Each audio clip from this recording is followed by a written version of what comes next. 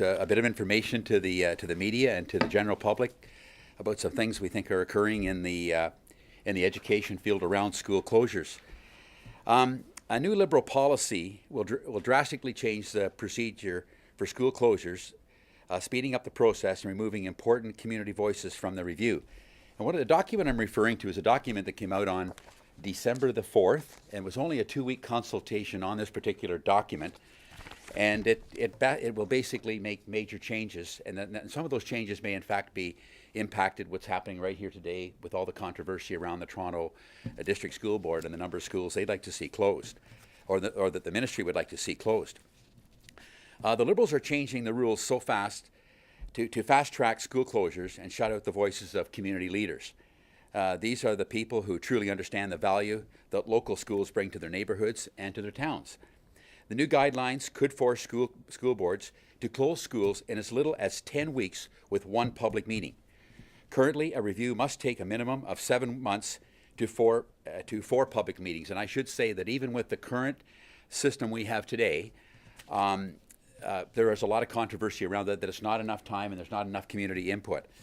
The guidelines remove, and I refer to this document, and by the way, this document is no longer online. It was only online for 2 weeks, but it is a document that some people have seen, and we believe because of the Sudbury by-election, it's been pulled, and we will see the government try to implement this very shortly. Currently, a review must take a minimum of 7 months with 4 public meetings. The guidelines remove community leaders from the review committee and strip the review of the ability to offer recommendations to the school board. Schools are community hubs and the heart of many local neighborhoods, and the Liberals know that. As the government forces boards to close schools, they fear the public backlash and are trying to rush the process and silently change the rules. Well, the ministry has been developing these new guidelines since early 2014, and I'll go back to 2014 just in a second. They only offered a brief 2-week consultation in the busy month of December. And that's typical of what we've seen with this government. The consultation periods happen at times when there's community events or special times of the season. So really not a lot of people were paying attention to this. As education stakeholders prepared for the busy break, many were unaware of the consultation. They are removing the public consultation from the review process. The ministry doesn't want to hear any feedback from their proposal. And that's why they failed to inform many stakeholders and had what they called consultations when many people were busy over the holidays. The Liberals have watched enrollment decline for the last decade. And we know that in that decade, we've had both the Premier and has been the Minister of Education.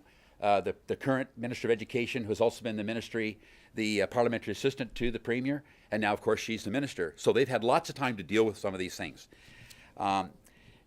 for the last decade. And instead of having a proper plan to make schools flourish as community hubs, they will now force boards to close schools and try to balance the Liberal budget on the backs of students. And of course, you know that's about $500 million they are actually trying to save. I should tell you about what's happened in January 2014. In January 2014, we had 158 ARC committee reviews underway. And that was 118 elementary schools, 40 secondary schools. It was made up of 122 English public schools, 33 English Catholic boards, and schools, and 3 French school boards. Today, and that's why we're very suspicious, and we know something's actually happening with this guideline. Today, there are currently no ARC reviews on January 2015. There are currently no ARC reviews underway today. So we think that many of the school boards have been informed of sort of a promise to proceed with a new style or a new way of doing business. But I can tell you one thing: the trustees know nothing about this in most cases, and most education stakeholders know nothing about this guideline.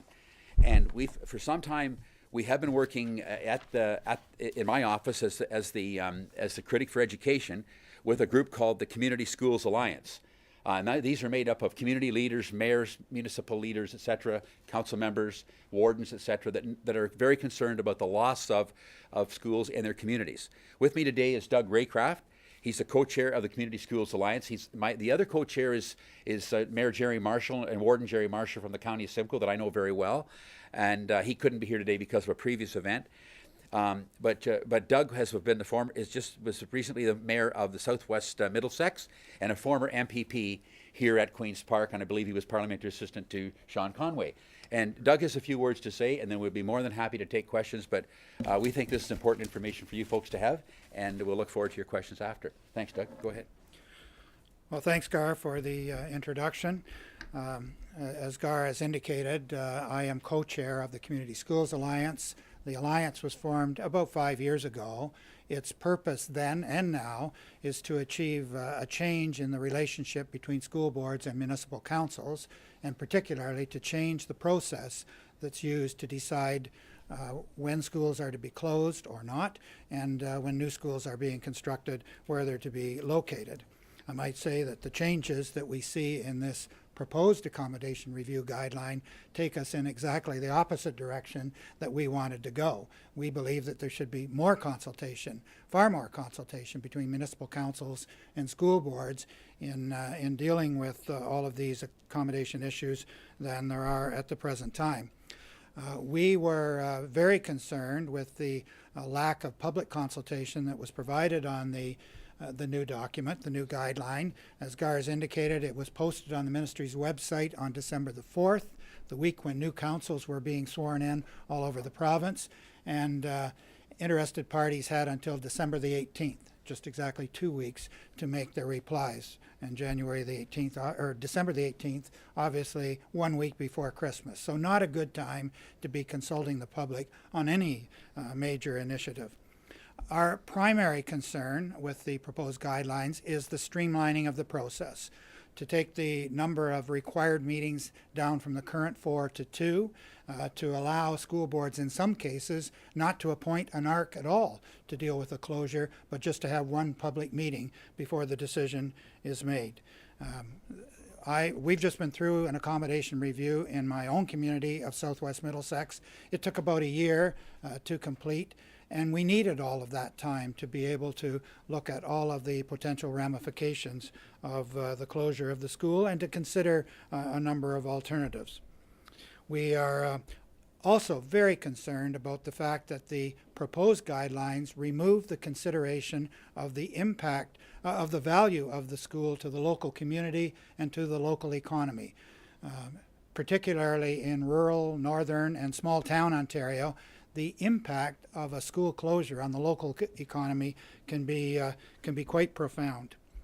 We're also concerned about the elimination of the opportunity for an accommodation review committee to provide a recommendation to the school board. Under the new guideline, all the ARC will be able to do is to provide options.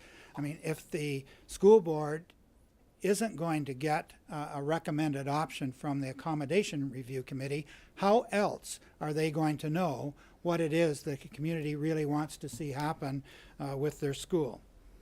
We're concerned, as we have been in the past, about the failure of the accommodation review to consider the impact of additional travel on students and their families. Because again, if you're going to force students in a small community to travel several miles to another community to go to school, that has a big impact on the life of the student and on the life of the family if all of a sudden their school, instead of being just down the street, is suddenly 20 or 30 miles away. And the last concern I'll mention this morning is the fact that that there simply is not the provision for municipal councils and school boards to be directly involved in discussions on the value of the school. I think I might mention there's a very interesting article in the Globe this morning by a Jonathan Scott who talks about a possible solution to this. But he sees the opportunity in that document for municipal councils to be able to use surplus space in schools for the delivery of social services and other services that municipalities are required to deliver. So, Gar, those are my concerns with respect to the new proposed guideline, and look forward to any questions. Yes, we really appreciate the media that's come out this morning. We appreciate, Doug, you come over and giving your voice of concern as well. And I can tell you that as someone in a rural community, and I I have to be honest with you, I know little about the size of the Toronto District School Board and what the impact will be on the small communities in right here in the GTA area in the Toronto Board. However, I can tell you every time there's a school closure, we come up with a huge public outcry in our communities, and the people that don't cry loud enough, they get their schools closed, and that's exactly what's happened. So we'd be happy to take any questions, and appreciate you being here. Hi, Christina Stevens, Global News. You mentioned that they pulled it from their website. Why was it you think that happened? Well, I think that first of all, the consultation period was only 2 weeks, and they got a lot. I don't think they really wanted to hear from anybody, so they wound it up shortly before Christmas. They kept it off, of course, because of the Sudbury by-election, and we expected any day that now that the by-election's out of the way and the premier's got her seat, we think that we'll see this come out very shortly. Maybe not in this form, but possibly in another form. But the point here is they want to fast-track school closures. Apparently, there's something like 600 schools on the minister's list across the province. And the reality is that the less people know about it, the better. And as the education critic, I have to try to inform the public that this is actually happening. We were expecting a more detailed closure process with an ARC review, like maybe 2 or 3 years. And I'm even looking at the Toronto School Board, and I see schools closed up to 3, 4, 5 years. I'm not so sure if that's in line with what the ministry is saying in this document, because if they're one of the public, they are one of the 72 public boards in the province, and they may be impacted by this drastically after February the 13th, when they're supposed to have all their information into the minister. And the other point you made, that there's no ARC, there's no reviews going on right now today. There are none going on. So we think that the ministry has informed the boards, the administration of the boards, to say nothing, and that they'll come out with a new and don't start up any new ARC reviews, and with a brand new bunch of municipal councillors and new school board trustees across the province, they've been left out of it. And they'll march ahead in the coming months. That's what I suspect.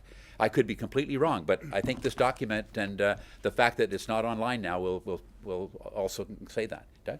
Well, the normal process used by most, if not all, school boards is to receive a report from their administration every fall, indicating what enrollments are in all of the schools within their jurisdiction.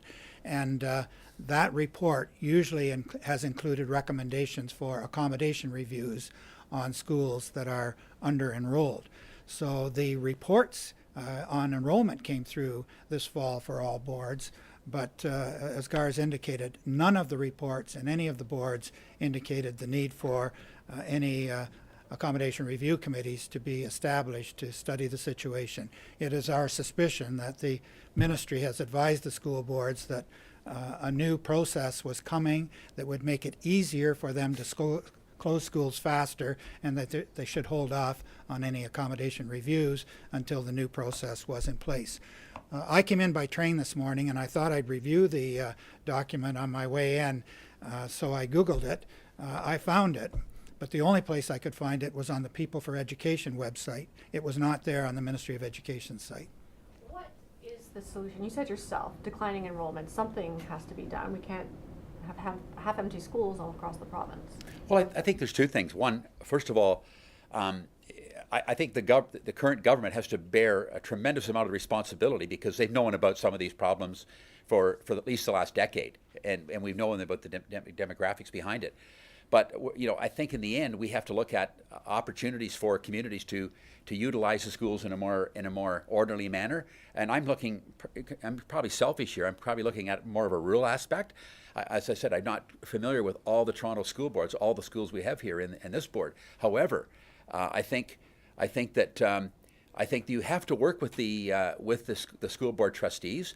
I personally think the role of the trustee has been, it's been slashed and slashed and slashed till they have basically no responsibility left at all, and it's in the hands right now of Minister Sandal's office. So they'll take the heat for it, and they've taken the heat for the Margaret Wilson report, because there's only 11 people to blame it on there, and it's their fault for the Margaret Wilson report, and it'll be their fault for anything that goes wrong on the school closures. Yeah. I think there are many opportunities for school boards and municipal councils to work together to share facilities. I'll give you an example of what we've done in our area in Southwest Middlesex. We have a reciprocal agreement with the Thames Valley District School Board. Under the terms of that agreement, when the school wishes to use our hockey arena for practices and games of their team, swimming pools, sports fields, they have access to those at no cost. Similarly, if a community group wants to use a classroom for a meeting, or our local Lions Club wants to do bingos in the school cafeteria, as we've been doing for a couple of years now, we have access to that facility, again, at no rental fee. So there are opportunities to share facilities. We've got tennis courts on the high school site in Glencoe that were actually installed and paid for by the local municipality. They're there for the use of the school during the school day and school days, but for the use of the community for the other times. So there are ways to share resources, but school boards and municipal councils, quite frankly, have to far too great a degree operated in silos.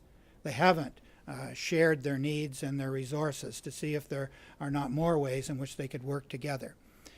I'd also say that there are primarily two reasons for closing a school that are always given. One is to reduce the cost of maintaining space that's no longer needed.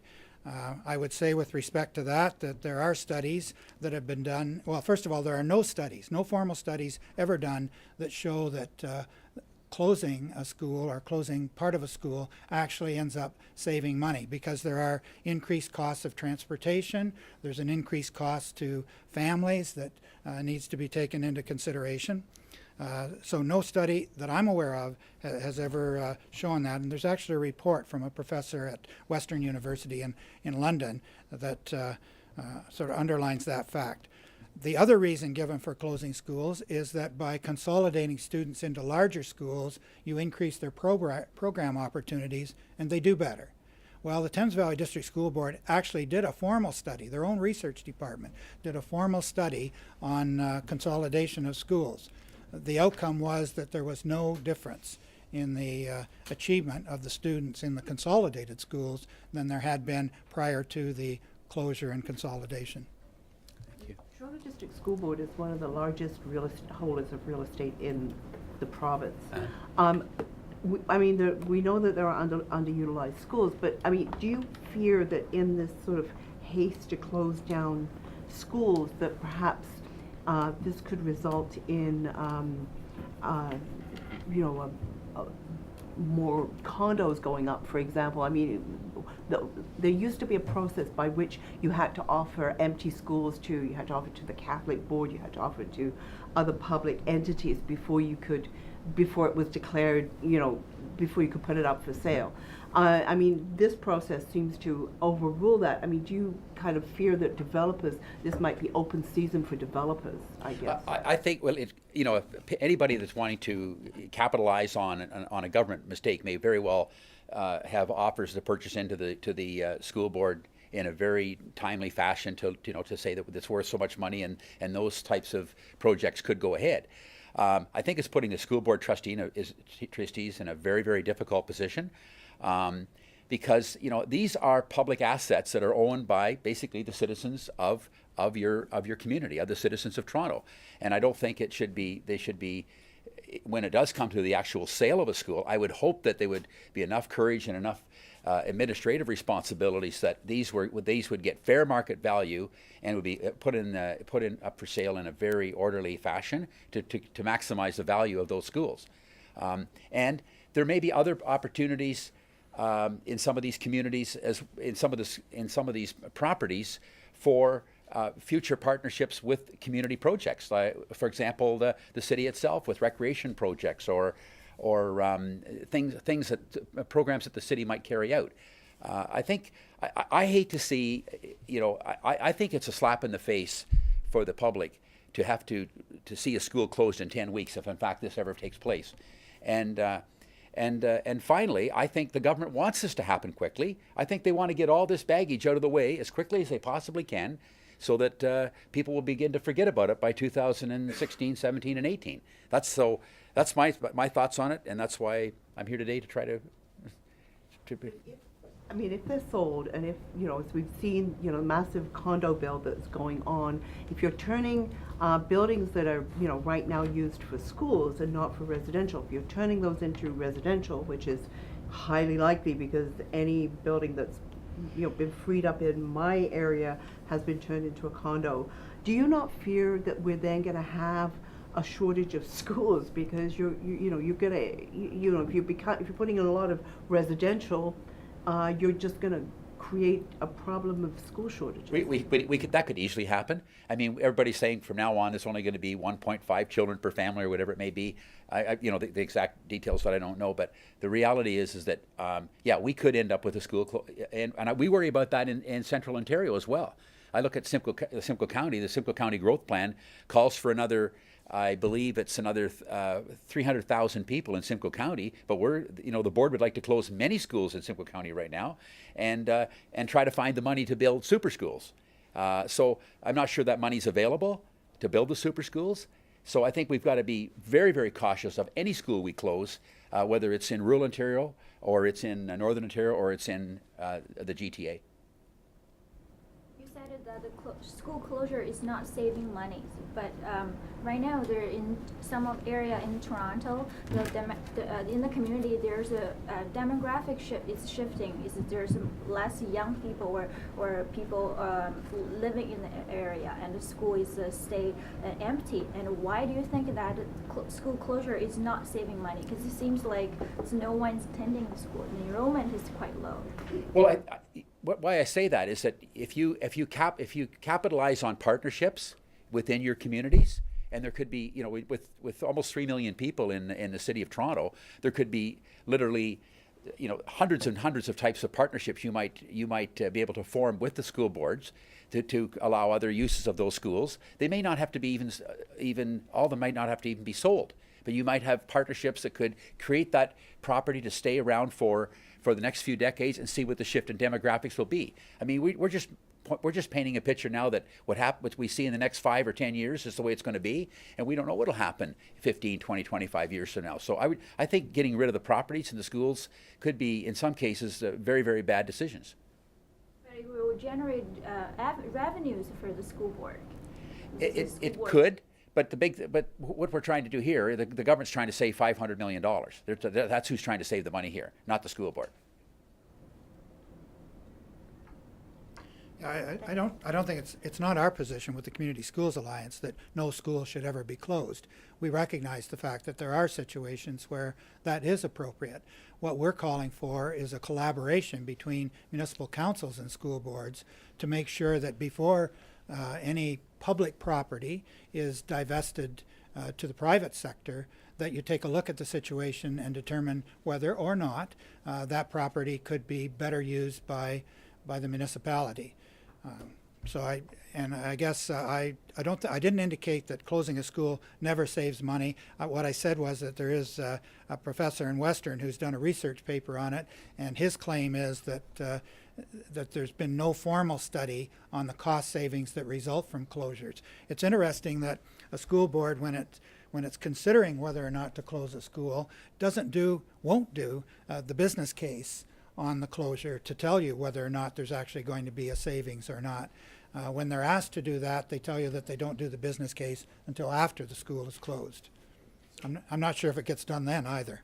So is it just a matter then for you, is it the speed that's the issue? If you're not necessarily against closing schools if it's warranted, is it just that they're going too fast, and that if this was a slower process, you might be in agreement with it? I think people expected when over the last couple of years when we've talked about school closures, what was indicated by the ministry and by the ministers at the time would be looking at a new program, a new policy to close schools.